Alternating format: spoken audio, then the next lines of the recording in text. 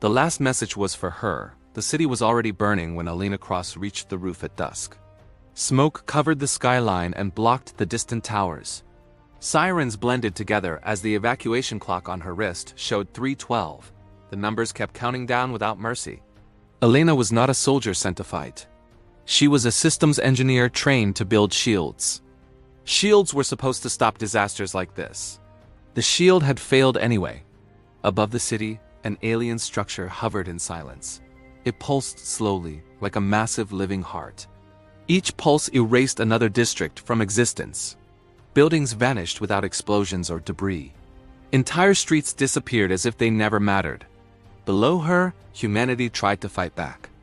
Missile batteries fired until their barrels overheated. Orbital cannons burned through the clouds. Fighter jets rushed forward and vanished on contact.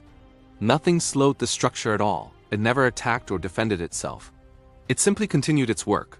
Elena activated the rooftop control node. She called command and waited for a response. Only static answered her voice. Then a familiar voice spoke her name. Elena's body froze where she stood. The voice belonged to her brother Daniel. She whispered that he had died years ago. Daniel calmly told her he had been taken. Memories of the Orion project rushed back.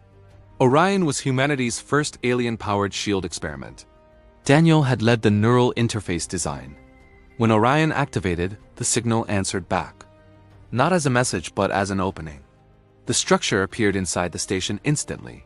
Soldiers were frozen before anyone could fire. The observers wanted to see who would still resist. Then the station was erased completely. Daniel was kept alive inside the structure. Elena watched another failed attack below her. She realized humanity was being tested. Daniel confirmed that defense was part of the trial. The beings were called the Curators of Nullis.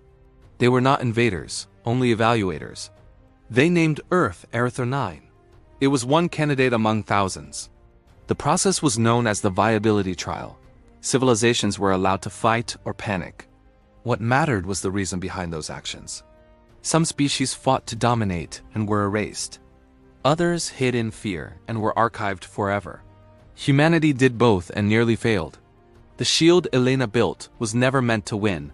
It was designed to delay the verdict. Daniel's consciousness translated human intent. Another district vanished as the clock hit 1:05. Daniel said the trial was reaching its end. Elena asked what would happen if she shut it down. Daniel said Earth would become invisible again. She asked what would happen to him. Daniel answered without hesitation. He would cease to exist completely. The structure could not hold him without power.